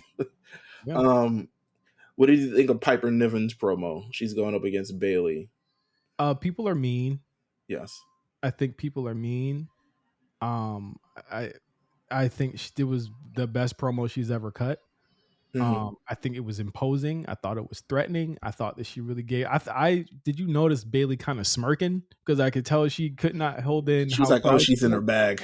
Yeah, I was like, she cannot hold in how proud she is of this girl right now, and you know what? I'm with her because she's doing fantastic right now. But um, I really liked it. I thought it was great. Um, the Bloodline versus Kevin Owens and the Street Profits. People are not heeding the words that are coming out my mouth. I think the Bobby thing is cooked. Yeah, I don't think It he's doesn't. injured. I don't think he's injured at all. I I've don't think he's never. They didn't explain his injury. They just said he's injured and he just won't be in it. He got pulled out days beforehand. And the thing is that Bobby would be on TV anyway. The nigga just shows up and claps. So But here's so the thing: he don't want. I feels like almost like he don't want to face Bloodline, the new class. Also, right. But then also Street Profits are not in their like pride Pride garb. gear, yeah, the Pride gear. But it also sucks for BFAB who shows up in the entrance and leaves. They're like, all right, clap it up. See you on this. Yeah, she needs to do something else. She's not supposed to be with this group. What, wrestle? No, something else. Anything else. Maybe she I was gonna say work with Ashante and Cedric, but God no. Because Boy, then when she would Cedric showed up in them silver pants, I'm glad somebody pump the brakes on that shit. And because I was like, who the fuck let that air? hey man. Send I was gonna say send BFAB back to NXT. Maybe. Don't. Oh, it's too fire down there. You know? Yo, listen, them girls will run circles around her right now. That would be like sending Electra back. Hey man, she trained. She there every Thursday with Natty and them. Saw Ruka got them doing triple Lindy flips and shit, bruh. Come on now. I don't even That know ain't what her happening. finisher is. I don't know what BFAB's finisher is, bro. The She's been olive on the oil roster kick. for The olive oil kick. You know what she went on the roster for 2 years. And then I think this Friday in Scotland we get Nia Jax versus Michin. Mhm. Shout out to Michin, man, picking up extra shifts, getting extra jobs. She Hey, doing it all. hey, Ricochet, you will be utilized, buddy. I don't know if Hey man, you know you will be If utilized. Michin not fed up, uh, I guess we can all She just resigned, man. She can't handle be it. set up, dog. She's locked in for a while. Uh, Um, uh, Raw. is that it? Raw was How you feel about EO on Raw? She's kind of losing it. I am gonna be real with you, bro. That division needs a baby face, and for all the people complaining about fucking Becky Lynch being on the show, there Mm, is a huge gap yeah, that they ain't is the top gone. baby face anymore. No. There is no baby faces on that show. That is that is actively a fucking problem, and it's actually pretty scary because when I saw the TikTok tag team with Woo! come out there, which again, as Meelz knows, I have defended them in the past. I've You been have they are fine. They serve a purpose. They don't serve this purpose. nah. How did Harriet coming down dressing like this, and the whole crowd go woo, but she looking like trash. the crowd didn't say nothing? They were just like, if you want to cool down Lyra, that's how you do it. Do not put her with these Do charisma not put succubi. her No one with is. TikTok tag team. But Meelz, there is literally no one else There's no one unless else. after this tag match on Saturday, they are turning one of these two teams. That's the only way that that will work. They need baby faces. So what I said was, are they gonna babyface Io and kick her out of Damage Control? I mean, you could fuck with it. I mean, Dakota Kai, she rocking. So if she wants to be top heel, top baddie, I'm fine with it. That's what I'm J5 booking right Mm. now, is that she's probably gonna leave Damage Control. But I mean, again, she did say Damage Control needs to change. I'll let you guys think about it. Let us know what y'all think in Right. the comments on this, what y'all think is gonna happen. But Yo, That's your guys 4K. What was that? what you mean, baby. Whoa, a world championship match, world tag Twisted. team championship That's match. star shit. Look, Ricochet could stand to learn something, nigga. Hey man, See listen, what it is. I never got to worry about Miz going to AEW. I'll tell you that. After Miz is watching the challenge, hell no. no Uh, Miz just get paid. Let's go to Clash of the Castle. listen, one more thing on 4K. We just twisting the knife, baby. We twisting the knife. Okay. Xavier, hey, his ears perked up a little bit. You feel me? We just twisting the knife, bruh. All right, go ahead. First match. Triple threat tag team match for the women's tag team championship. I saw a lot of conversation about this in our Discord as well. Bianca Belair, Jade Cargill versus Alba Fire and Ilya Dawn versus Shayna Baszler and Zoe Stark. Alba got put to sleep on Raw. Man, I don't, man. I'm not gonna cry over that. I'm I'm just not gonna crying, but I not even feel cry. like They was on TV for 10 minutes longer than they've been on TV all year. this is true. I'm not crying either, but I feel like if we need a division with like people on it, and especially people who can go, you have Alba Fire. I just want to remind them they have Alba Fire. Yeah. I mean, I If don't you even at think least need niggas to go, like be I able didn't to even go, I didn't think her fire and baseball bat era in NXT was gonna move the needle on the main roster. So maybe it's good that they just kind of restructure what the fuck they're doing on there, right? no, yeah, you're right. Just saying. But I Just mean, Scotland, they're here. They get to wrestle in front of their home family and everything. I think that's cool. I don't think they're winning this match, but I think No, if you give them a chance to have a moment, then this is their um, WrestleMania.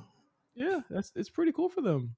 I mean, I'm not mad at not mad at how they got into the match either. They've been on SmackDown and Raw this week. I mean, again, they've been on these shows a Amen. lot longer and a lot more than we've seen them for the past 2 weeks. And if it's just to fill a spot, then like that's a spot that needs to be filled. I do think that if that's the case and where they're going to be using them more, babyface them and I'll put them with Lyra or have them go against Lyra to put them on TV. Do not do the TikTok tag team versus Damage Control. I just think that's just dumb. I agree. I think Lyra versus Alba or Ilya is a better move altogether because it's Lyra versus Albia. Oh, Iba and oh yeah, Ilya. I'm thinking Ilya Dragunov. Sorry. oh no. I mean he could. I mean he would sell the shit out of whatever Alba did to him. But next up we have Bayley versus Piper Niven for the WWE Women's Championship.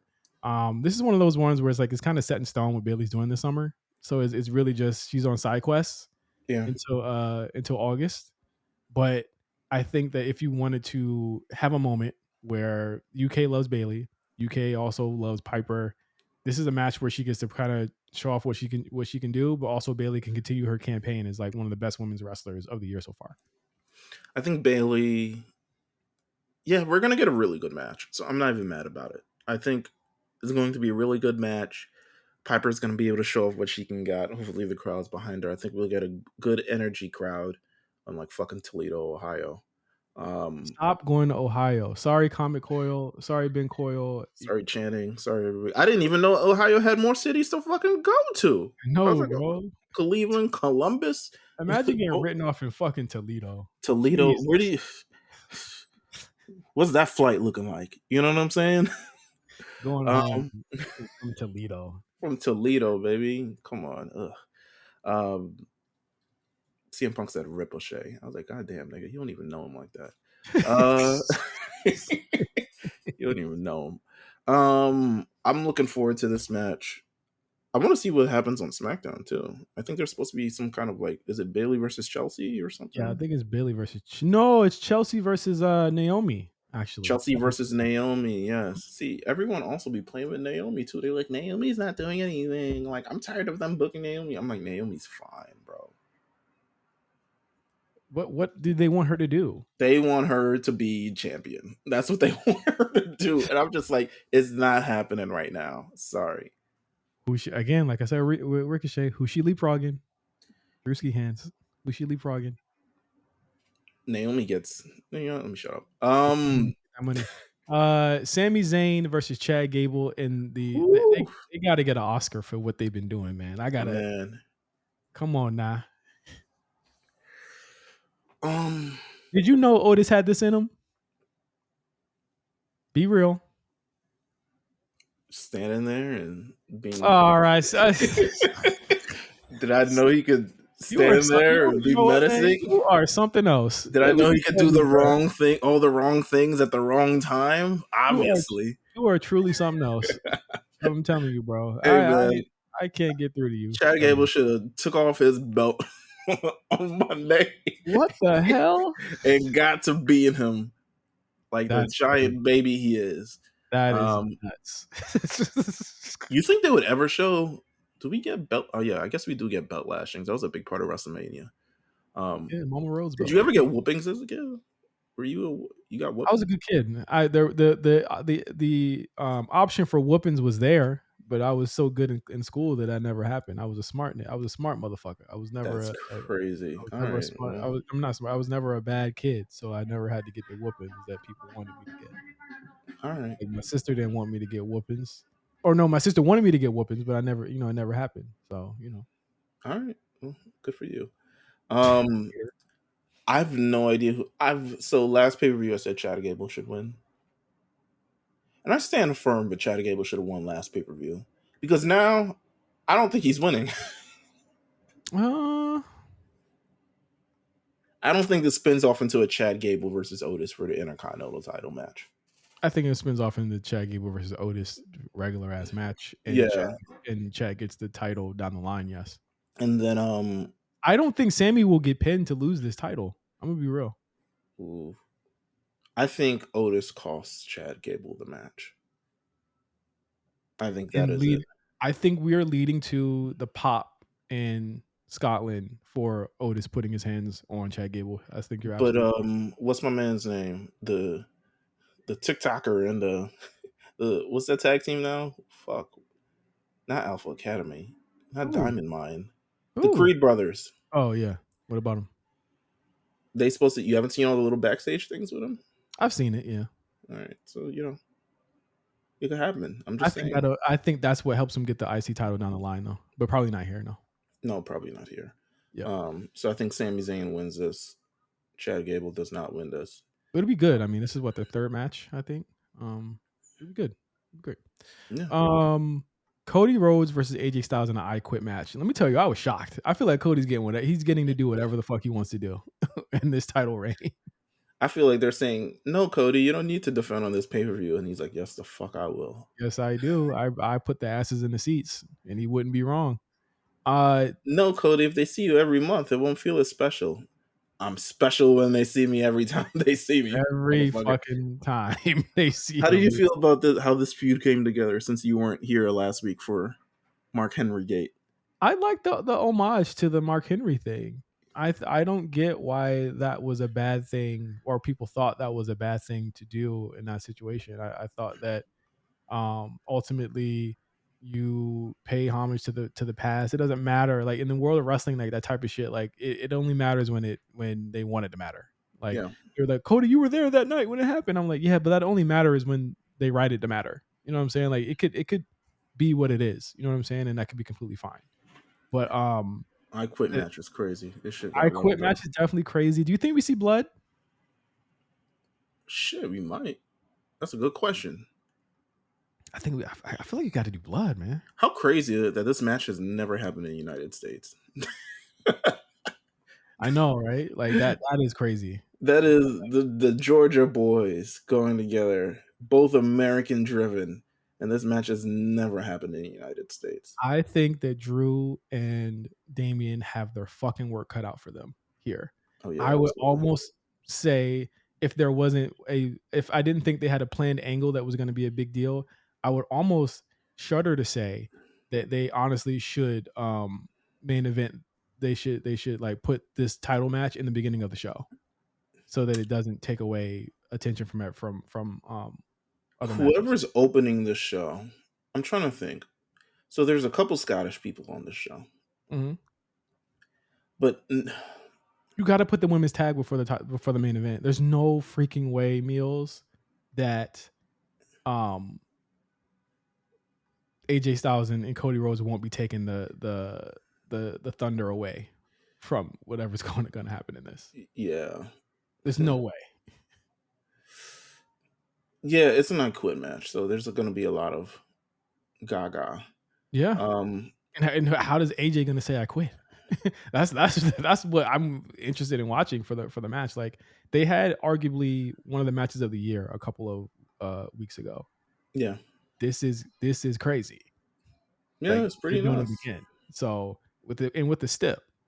So I'm interested in seeing how this works. This is honestly, I'll put it out there right now. It's probably my favorite match of the show, just based off what they did a month ago. Yeah, I didn't expect this match to be on the show. So the mere fact that it is to me is a treat. So I'm looking forward to this. I think Cody wins. Yeah, Cody probably wins. Why the fuck wouldn't he win? Like, let's not kid ourselves here. What else is on this? Oh, main event time. Damian Priest versus Drew McIntyre in the story that has an incredible amount of moving pieces, people involved. Like Sex drama. there are no lie, like 12 people involved in this storyline. I think this is the night where they need to break a lot of this off into its own thing. The story on Raw was that Liv had this hotel key. And she wanted Dom to come to the hotel. Now you're kind of getting the story kind of. Baby, wanna go to my hotel. She don't know. Dom don't know that he going back to the crib. Oh, that's even better. Yeah, both of them are very like.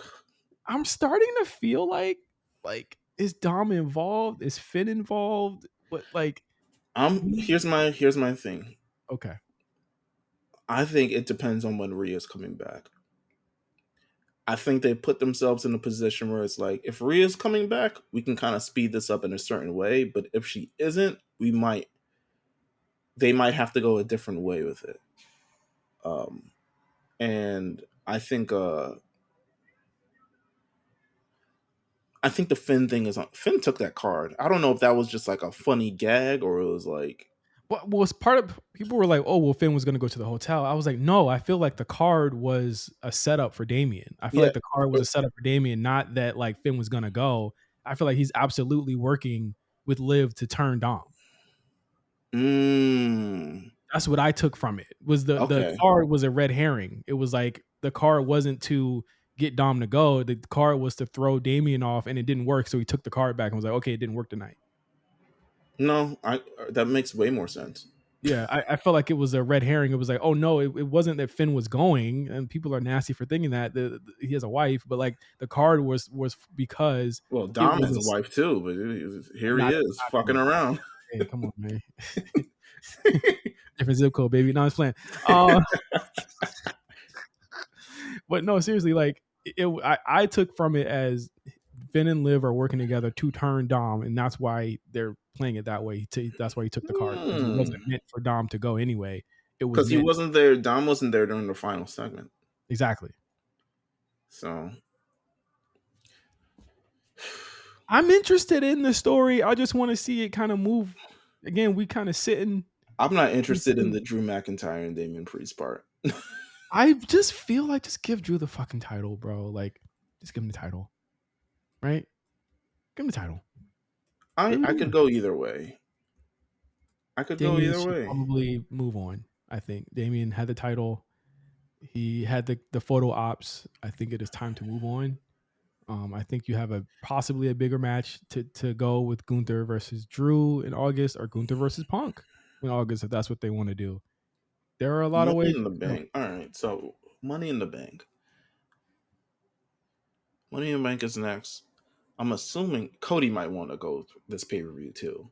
So I'm not sure we're gonna have a world title match. Cody was like, nah, I got dibs on this shit too. Cody might want to be in Money in the Bank.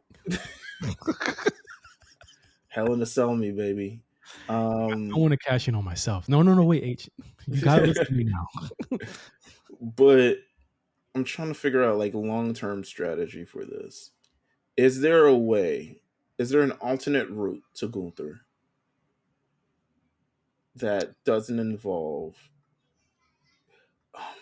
Here's my thing. I don't There know. is no way in fucking hell he should win that title in August, though. I will say that. I feel like Damian Priest can lose to Gunther, Yeah, but Drew can't, right? but Like Drew Drew. can't. Yeah, Drew can't lose to Gunther in August. Yeah, because he has to do the Punk thing. Hmm. So I feel like Damian Priest will retain. Remember that line of people where I was just like, "There's a line of people that like need that title right now," and like we're stuck here. Where it's like, okay, Damien, it was your turn. Now it's time to pass it off, And Ricochet right at the fucking end of that shit. as he fucking should be. Come on, as he should be. I think Braun is set up for one of these. Like Braun is a monster. Braun might be. Oh, you talking about Braun Strowman or Braun Breaker? Breaker. Oh, Braun Breaker is fucking incredible, bro. Yeah, like I think he's set up to get one of these. He's their Brock going Is he forward. the they? Is he the guy? Uh-huh. One of them. Like like when you think Roman, when you think Cena, when you think that, is he like the next guy? Yeah, it's gonna take a while though. It's gonna take a while, but he's there. Hmm. What's gonna solidify it for him is him being a baby face. I'm gonna be real. I don't think people want to boo him right now, Meelz. He's too No, they're awesome. not. No. They don't want to boo this guy. So ultimately, like you're looking at it like, well, uh, do you have a character here that is beating up baby faces? I think the only person he doesn't really get like the cheers against is Ilya because he's also badass. So like people were really going for both of them. I don't think anyone knows. So my thing is with the crowd being quiet, minus Toledo being Toledo. Why would you sell out an arena and not make any noise? I don't get it. It doesn't make sense. Like but they but did get also they did like that match between Ilya and Braun though. no. I mean they warmed up to it. I think. Yeah. I think there's something where as two competitors you can build to the standpoint where people are behind the match. I've seen it Mhm. multiple times already. But I just really think it's still very early in the process with both of them. So I'm not against people really not knowing how to feel about any of this yet. You know? Mhm. That's what I think. But he to me he is by far the guy. Like in the next 2 years. Yeah, 2 years. I think the issue is gonna be like he's gonna have to be doing things. He's gonna have to lose soon for sure. He's gonna have to be in programs where it's gonna take some months, and I think people need to be patient. I think people will get impatient and they always want people to win the title really quick. But like I think with Braun, you gotta let it breathe. Or maybe But then what's the blow off for this like Adam Pierce? He's ruining my roster's lives kind of thing. Does it end with Ilya? Does it end with? it'll probably end with Braun Strowman. Oh, but then they got the weirdos coming. Oh, I feel like Raider weird. I want to say so. I was originally going to say the weirdos are for Jay Uso, but it seems like Jay Uso wants to be in Money in the Bank. yeah. I feel like the weirdos are definitely for Braun Strowman. And the weirdos, but we mean Uncle Howdy and them. They're imminent. It seems like they said that you're the Next Monday is essentially. yeah, next Monday is supposed to be the day. So can't wait to talk about that. Yeah, But yeah, yeah. I don't know. I'm gonna put it out there, and I will say that they're not gonna do the same thing to Drew, who they just resigned 3 weeks ago twice, and not have him win in his home country. So or not have him lose in his whole country. So I would say Drew is probably gonna win this, and we're gonna get kind of the. I would love for Triple H to do another piece of cinema after a match, like he a la Bloodline. I think the Judgment Day is big enough to get something like that if they are going to turn on each other at this point. You put your mans in a match against Drew McIntyre, bruh, and you didn't even ask him. I'm. Here's how I think this breakup goes. I think one, if Rhea is healthy enough, Rhea comes back and leaves Judgment Day because she has to leave. She can't be part of what's about to happen. Mm-hmm. Then Damian Priest, who is my thing is they haven't really sowed the true seeds of deceit yet, but it's like in the background stuff. Damian Priest gets jumped by the remaining parts of Judgment Day. And the new Judgment Day is going to be Finn JD, Dom, and Liv. Nice. That's where I got so far. I am not mad at that. I'm not mad at any of So that. now it's Damian Priest having to overcome this group, and Rhea also having to overcome this group as well. Mm-hmm. So maybe that's where it's going. That's what I've. We had 2 weeks. 2 weeks ago. We were like, "What the fuck is happening, bro?" This is kind of what I've gathered It's a from little all the intel. clearer. It's definitely a little clearer in the next 2 weeks. I think But again, if Rhea doesn't come back, then it's essentially the same thing without Rhea. you got to set her up big. You got to set her up big for like a return, maybe at a PLE or something, maybe Toronto Yeah. or maybe Cleveland. I don't know, but I got Drew here. You got Damian. I think it would be a good match. I think it would be a better match if they didn't have to follow AJ and Cody or any of that. I think AJ and Cody is going to be one of them ones. I think Damian Priest and Drew are hoopers, so they'll figure it out. Yeah. Um, We shall see. I think it's going to be a good show. 5 matches at 11 a.m. Not bad. 2 p.m. I for get the me. I get the rest of my day. But that's Clash at the Castle, and this was the A Show. So thank you guys for listening. We will be back next week with all of the fallout from Clash at the Castle, as well as whatever happens on Monday Night Raw and SmackDown live from Glasgow this Friday as well. So for Meelz, I'm Justin. Thank you guys for listening, and remember, we do not like crunch at all. We do not like crunch whatsoever. So remember that. So thank you guys for listening. We'll see you guys next week. Peace.